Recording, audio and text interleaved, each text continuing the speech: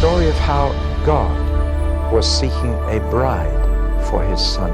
Each book is different from every other book. I'm trying to give you the keys for you to unlock it for yourself.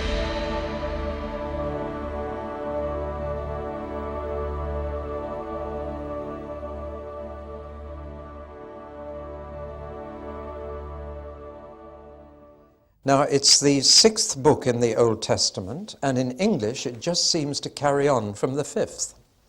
We have the 5 books of Moses, Genesis, Exodus, Leviticus, Numbers, Deuteronomy, and the story finishes at the end of Deuteronomy with Moses' death, and then Joshua just seems to pick the story up at exactly the same point, and Joshua, Moses' successor, carries on the leadership of God's people. So what's different?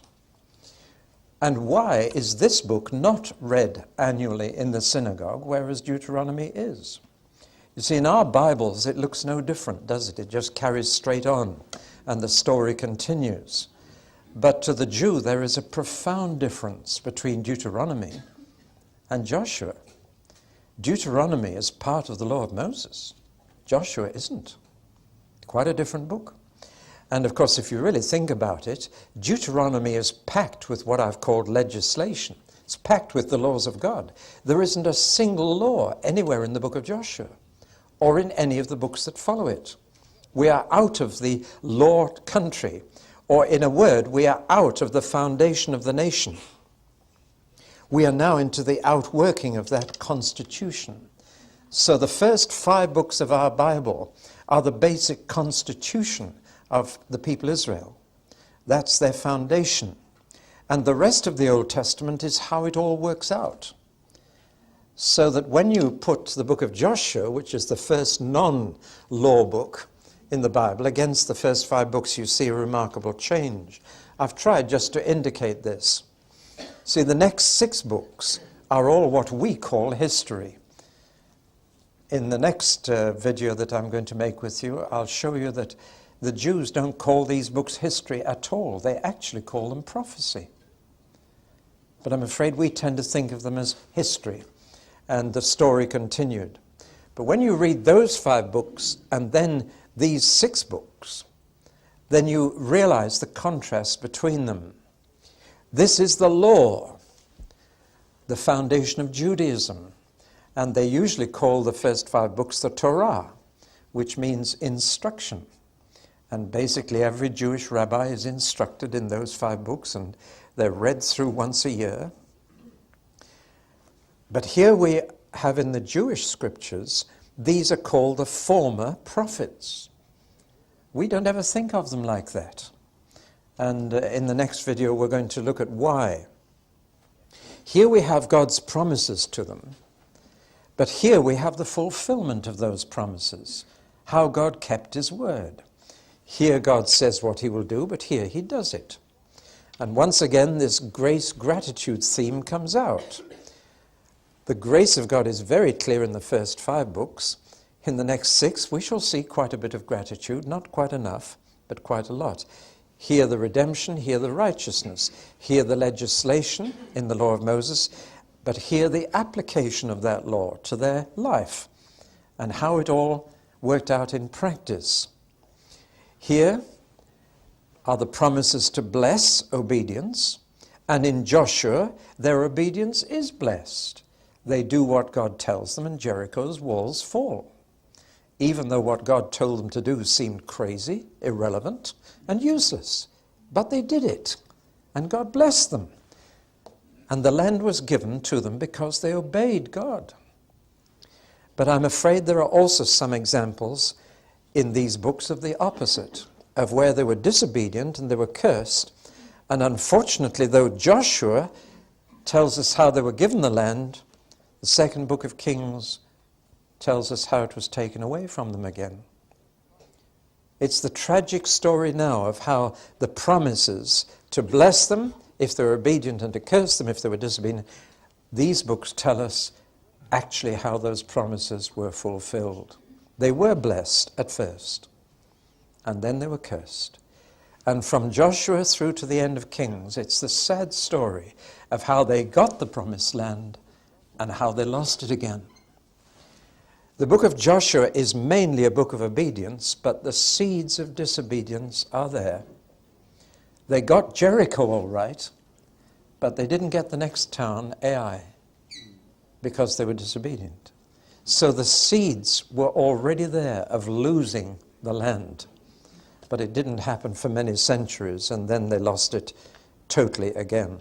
So here the covenant was established between God and the people of Israel, but here it was expressed. It was practically applied to their life. And so we can see the first 5 books as cause and the next 6 books as the effect. And you can explain everything that happens in these books in terms of what was said here. So that we are into a different part of the Old Testament. In English, unfortunately, we don't notice that because there are no separate headings. It's just one book after another. But I hope you can see that there is a sharp contrast, and we're into something quite different. Now, one of the big questions about all these historical books is, did it actually happen? And I want to mention now a trend in modern scholarship which is very dangerous.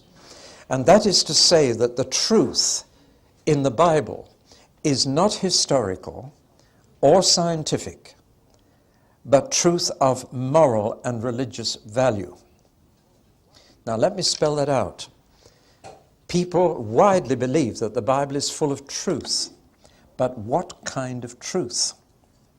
And to say it is a book of moral and religious truth, but not necessarily scientific or historical truth, is a very shaky position. Behind this distinction lies the concept of myth, or legend, if you like, or saga. And the idea is that it doesn't matter whether it actually happened or not, but it still has a truth to teach us. Do you follow me? Now, of course, there are parts of the Bible that are like that. Jesus' parables are all technically myth. It doesn't matter whether there was an actual prodigal son or not. The important thing is the story has a truth in it. Do you follow me? And it's very clear that Jesus' parables are like that he made up the story to communicate a truth. But when you start saying the whole Bible is like that, then you are into very different territory. Do you follow me? So when you start saying that the stories in the Bible, like the story of Jericho, they have a truth, but don't believe that they actually happened. They are myth containing truth. Not lies, but truth. Now, that development has happened apace. It virtually treats everything in the Bible as parables. Do you follow me? That they are all just legendary stories made up to convey moral and religious truth to us. Something like Aesop's fables. And none of Aesop's fables actually happened, but they all contain a truth. If you've read them, you know. Now, that began in the 19th century to be applied to the book of Genesis. And it began to be said Adam and Eve didn't ever actually live. It is a myth. It is a story to communicate a truth. And the truth is that if you tell somebody not to touch something, they want to go and touch it. And that's the truth in Genesis 3. You follow me? I'm not now advocating this. I'm just trying to explain to you what's been happening. So at first, Adam and Eve were regarded as fable, as parable. As Adam was every man, not a particular man, he was every man. And Eden was everywhere, not a particular place, but contained a truth which could be dug out of it. To get at that truth, you have to demythologize the story.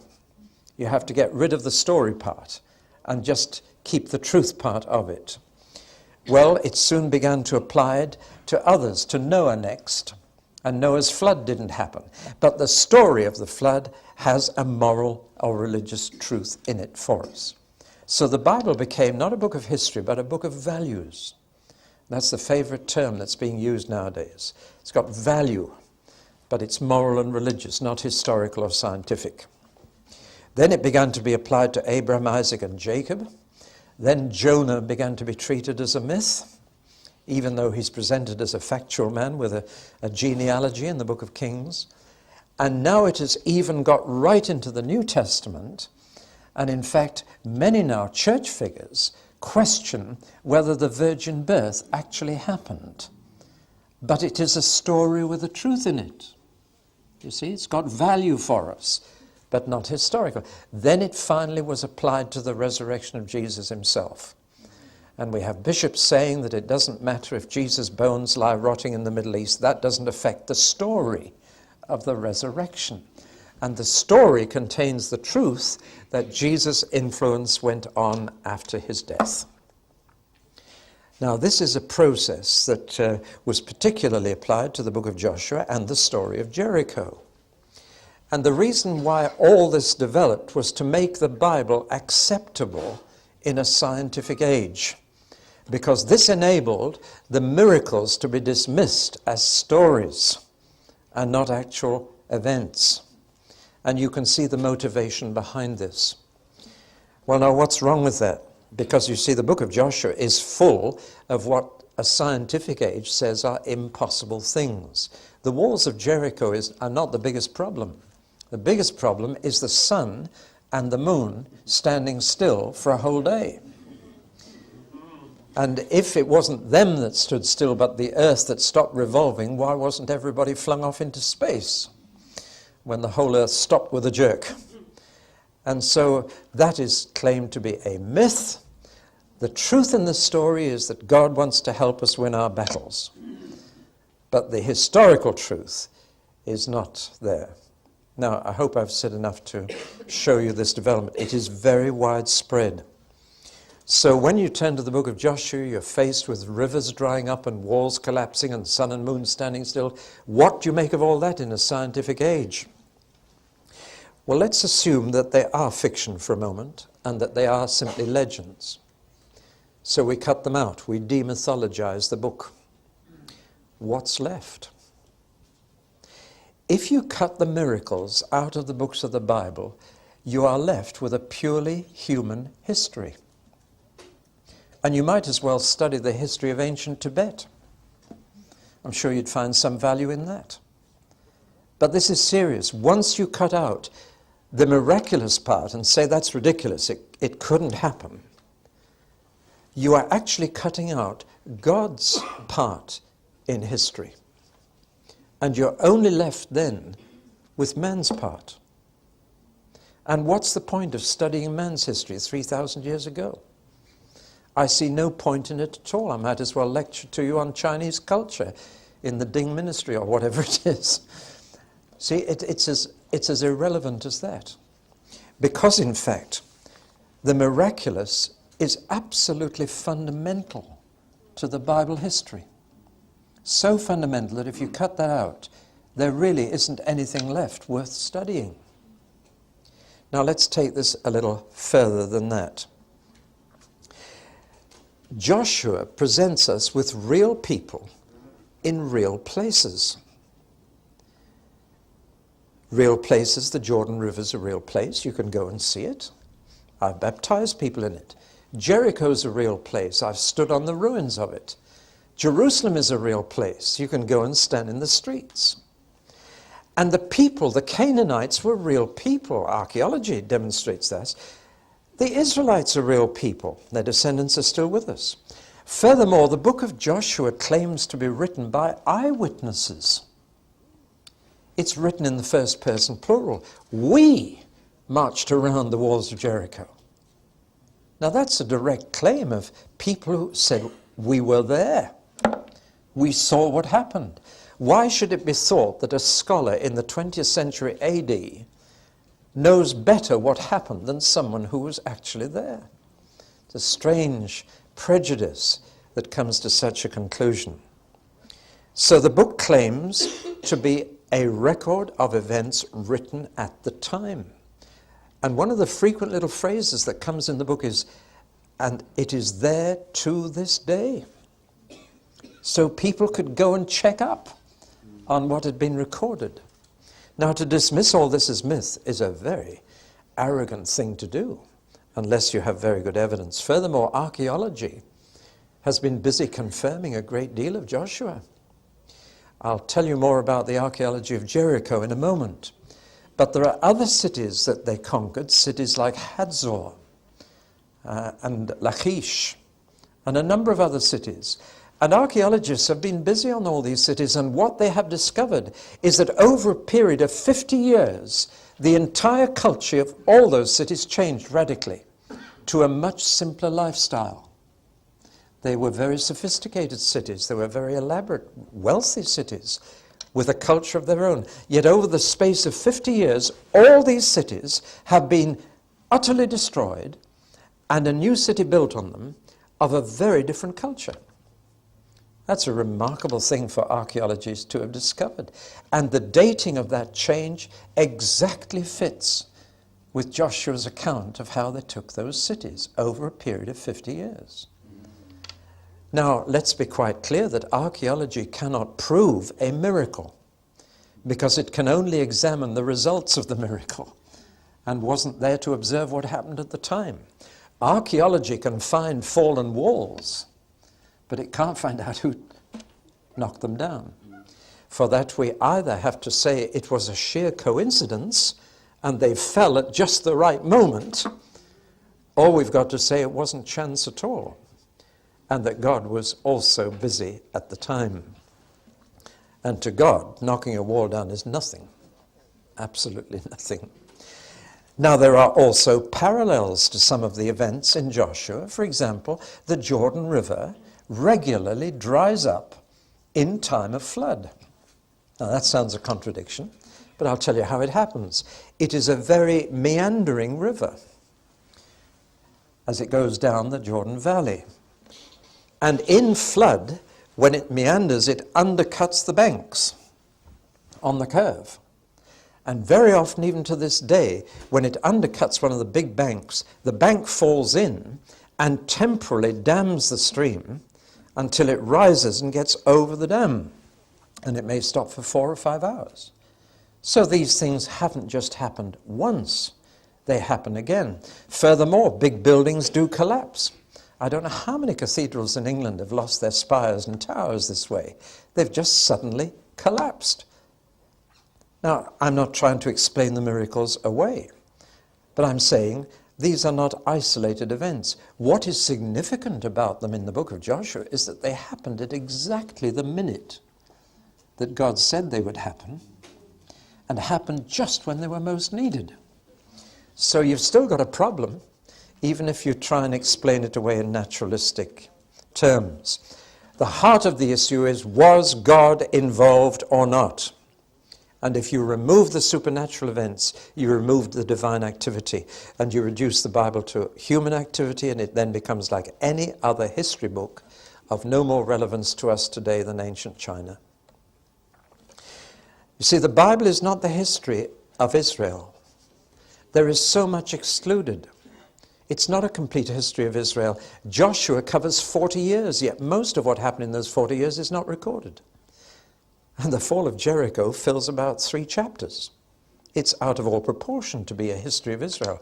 It is actually the history of the God of Israel. The Bible is not the history of what Israel did, but it's the history of what the God of Israel did. And if you cut out what he did, you cut out most of it, because the reason why certain things are given a lot of chapters and other things no chapter is when God was doing something, a lot of attention is given. When God wasn't busy, no attention. That's how the Bible is selected, because every history is a selection of events according to what the historian thinks is important or significant. And the Bible historians say the only important things in our history are what God did. Because it's not just the history of the God of Israel, it's the history of God and Israel. It's the history of their covenant relationship. And it's the history of how they got on with each other and how they didn't get on with each other.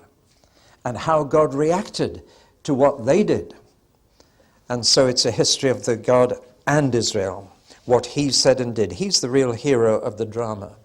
Can I put it as strongly as this? If God had not intervened on their behalf, they would never have got the promised land. It's as simple as that. because humanly speaking, it was an impossible task for a bunch of ex-slaves who had no military training to go in and take a well-fortified land and replace a culture that was far superior to theirs in humanistic terms. It's impossible. So if you cut the supernatural out, and you cut God out, you've got nothing left of what we call the history of the Bible. It is not the history of Israel. There must have been many, many things they did that are not here. We can put it like this. The covenant at Sinai was like a marriage. The betrothal began with Abraham. That's when God became engaged to this people. At Sinai, he got married. The rest of the years in Sinai were the honeymoon. It was a good deal longer than intended, but the bride wasn't ready to look after a home yet. So the honeymoon lasted far, far longer. But Joshua begins the marriage. They're home from their honeymoon now. They're setting up house together, God and Israel, in the place he wants them to live together, the place he's chosen. Now, how did the marriage work out? That's the real question. And I'm afraid it worked out badly. But since God hates divorce, he never let them go. That's the beauty of it. He refused to divorce them. Had every reason to. So we have this sad story of a marriage that didn't work out, but the faults were all on the wife's side. And God constantly called Israel, my wife, I'm your husband. And when she went after other gods, he said, now you've become an adulteress and even a prostitute. But it's all in marriage terms, all the way through the Old Testament. What happened in Sinai was a wedding service. But a wedding's one thing, and a marriage is another. And working out the marriage after the honeymoon, that's when the real task begins. And it doesn't begin. Well, now, let's look next at the shape of the book. I always find it helpful to see the overall shape of a book, the structure of it, the outline. And once I've got that, I can fit the bits in. Too often, I'm afraid, we read the Bible in bits. Can you imagine reading an Agatha Christie novel, 10 sentences at a time, once a week? Can you imagine? I mean, by the time you got to chapter 8, you'd have totally forgotten what happened in chapter 1. And yet we treat the Bible that way, which is the craziest way to read it. The best way to read the Bible is right through a book at a time. That's why I'm making these videos, to get you into the book. Every sentence in a book takes its meaning from the book. That's the context of every text. And a text out of context is a pretext. And if you can understand that, you'll understand everything else I say. Let's look at the outline of Joshua then. It's a sandwich in 3 parts. 2 thin slices of bread and a lot of filling in the middle. There is chapter 1, and then chapters 23 and 24 are the bread in the sandwich. And they are all about this man Joshua. And the prologue, if you like, is his commission from God, and the epilogue is his final sermon and death and burial. So this book covers the life of Joshua from the age of 80 to the age of 120, 40 years. Interestingly enough, that's exactly the same period of Moses' life, covered by Exodus, Leviticus, Numbers, and Deuteronomy, from 80 to 120, 40 years. So these 2 men had the same period of leadership. The difference was that Moses was a lawgiver as well as a leader. Joshua was only a leader. And lawgiving is finished.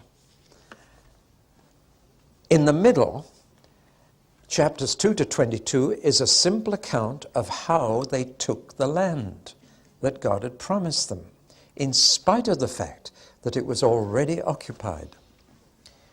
Chapters 2 to 5 talk about entering the land, how they got over the Jordan and into the promised land for the first time.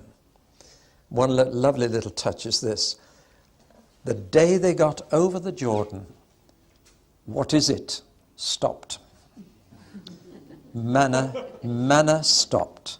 And for the first time they had fruit and cornflakes and they had a proper meal.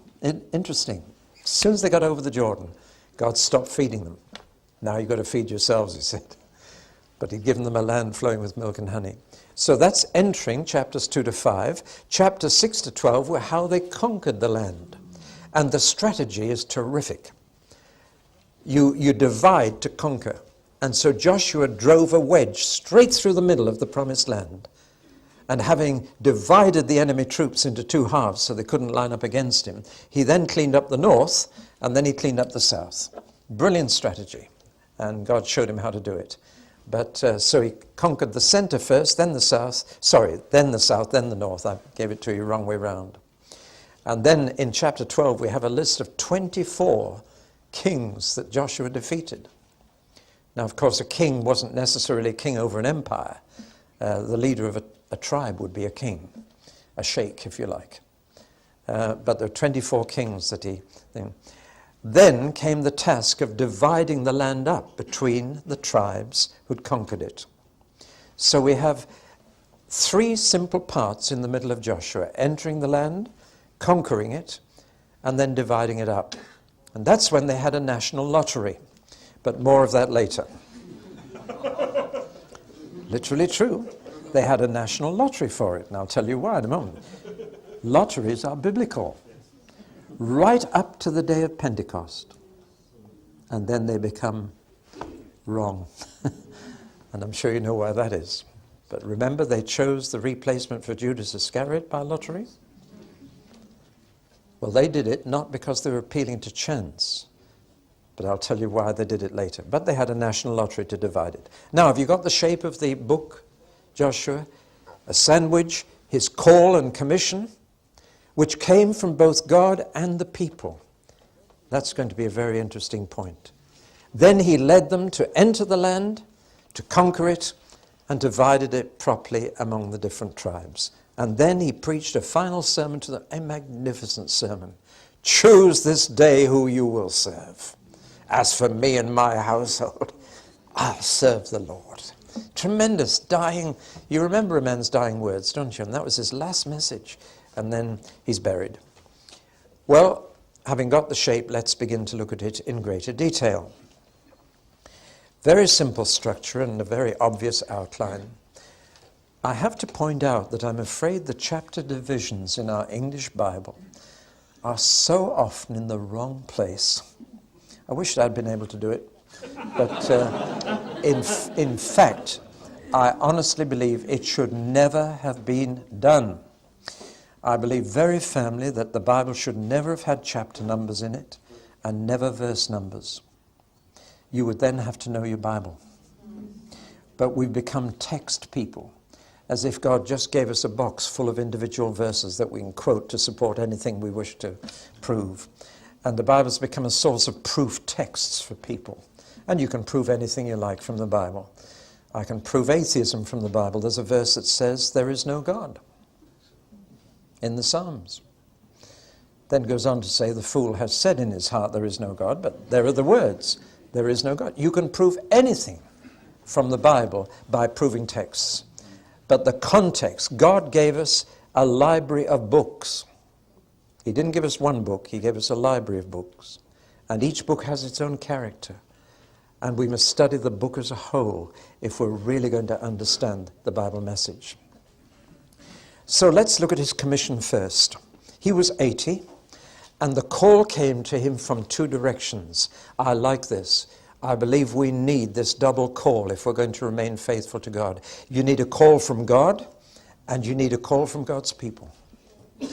And if it's really a call from God, God's people will recognize it and confirm it.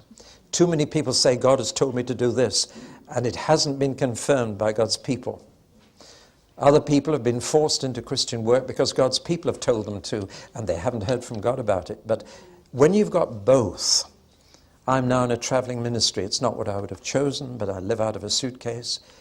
But I heard a direct call from God through a prophetic word, but I checked it out with elders, and the elders, after weighing it carefully, said this is of God. And that's made me secure. I can do it knowing this double confirmation.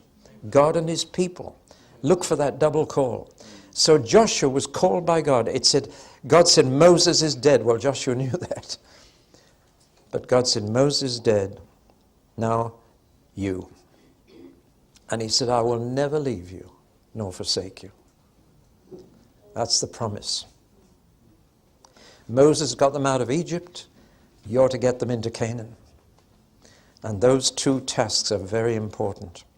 He says you will prosper and be successful. He doesn't mean you'll become wealthy. The word prosper has been misunderstood in the Bible. It doesn't mean wealth. But there's a prosperity gospel that has got hold of a lot of people. But prosperous means to achieve what you set out to do. That's a wonderful promise. May the Lord's people prosper. Not may they become wealthy, but may they succeed in what they set out to do for the Lord. And God said there are two things are very important. Number one, your morale. When you go into battle, tactics are important, strategy is important, but the thing that will win the battle is morale. World War II turned on General Montgomery. He became insufferable in victory. As Winston Churchill put it, he was unconquerable in battle, but unsufferable in victory or something. But nevertheless, the Battle of El Alamein, North Africa, that squeaky little voice, we're going to beat this chap Rommel. We're going to win this battle. And a new voice of morale raised the Eighth Army in the desert in World War II. And that was the turning point of the war. And it was largely on morale. And that's why God said to Joshua, your leadership will depend on morale. Be of good courage. You must be courageous. You must say, we're going to win. Your courage will take the battle to victory. Very important point. But the second important point is morality. And he said, Joshua, you must keep my statutes. You must obey my laws. Morale and morality, the two things that God requires of a leader. Interesting, aren't they? Well, Joshua went and told the people, I'm now your leader. Moses is dead. And do you know what the people said? They said, be strong and courageous. And the people actually repeated word for word what God had told him privately. What a lovely confirmation. What a witness. And the people said this. And you may smile at this, but they actually said to him, just as we fully obeyed Moses, we will now obey you. Now you've laughed at that, but actually you shouldn't. Because they had. This is a new generation, remember. The older generation hadn't obeyed Moses, but these were young men. This was a whole new generation. And they had already conquered Moab and Ammon when they obeyed Moses. So they weren't quite so disobedient as you thought when I read that. They genuinely meant it. They said, we obeyed Moses, we're going to obey you now. But be strong and of a good courage. We don't want a leader who gets cowardly or who gets doubts about the crusade. May the Lord be with you as he was with Moses, they said. So now we come to the actual heart of the book. And he led them to enter the land, conquer it, and divide it. All related to the land, the land, the land. And that dominates the whole book. Now Jordan was the barrier. It was in flood, and it was 20 feet deep. There are no bridges. And the fords were all well underwater at this time of year. It's the flood time, the rainy time. The first thing he does before entering is to send spies in. But he's not going to send 12. He sends 2. Perhaps he remembers that the 2 spies came back with a good report, but he only sent 2, not 12. Now listen, faith is not foolhardy. Jesus emphasized, sit down and count the cost before you go to battle. It's very wise to suss out the situation, to find out what you're facing. Foolhardiness is not faith, and there's a very narrow dividing line between the two. Some people who do things by faith are really being foolish. They haven't thought it all out. They don't know really what they're taking on. And that is not faith. Faith isn't blind. Faith looks at the situation, sends the spies in. Now find out what's the situation. And above all, he didn't want to report on the military might. He wanted to report on their morale. What's their morale like now that they've seen us coming? Well, the spies found lodging in a brothel with a prostitute called Rahab. She became an ancestor of Jesus. The most incredible story. A prostitute. And she took them in and she hid them. And the men of the city heard that spies had come in, and they came looking for them, and she hid them under straw in the roof. And when the men had gone, she sent them west. She said, don't go back to the river, they'll be looking for you. Go further west into the hills, and then in a few days go back. She saved their lives. Why did she do it? She said, because I believe in your God. He's going to give you this land, and I want to be on your side. That's faith. Incredible faith. And one result is that she is held up in the New Testament by two of the writers in the New Testament as a wonderful example of faith. Not a good woman, but a woman of faith. And God can do more with a bad woman who's got faith than a good woman who doesn't have faith. We often forget that. So here was this prostitute, and she hid them and saved their lives. And so they actually, remembering the blood of the Passover lamb, they said, hang something scarlet out of your window, and we won't touch it. We'll pass over your house. Interesting, isn't it? So she hung something that looked like blood out of her window, a scarlet cord. And therefore her house was the only house that didn't fall down. Well, now, that's what happened before. What happened during the crossing into the sea? Well, the Jordan dried up. But it dried up just as the priests' feet who were carrying the ark touched the water.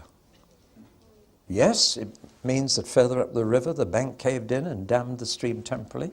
But why did it do it at just that moment? See, there's so many coincidences in the Bible that statistically it can't be. It just cannot be. The odds are much too high. And so the people got across on dry land virtually, whereas the spies would have to swim across earlier. What was really happening? This generation had never seen the crossing of the Red Sea. So God's doing it for them again. Isn't that lovely? They'd heard about the Red Sea, but did they really believe that God could do such things? They were a whole new generation. So now they know the God of their fathers is with them too. That's, I believe, why it happened. A repetition of the Red Sea for the new generation. Well, I think my time for this talk is gone, so we'll stop there, and we've got a lot more to do in the next talk. So come back and we'll continue with the story of Joshua.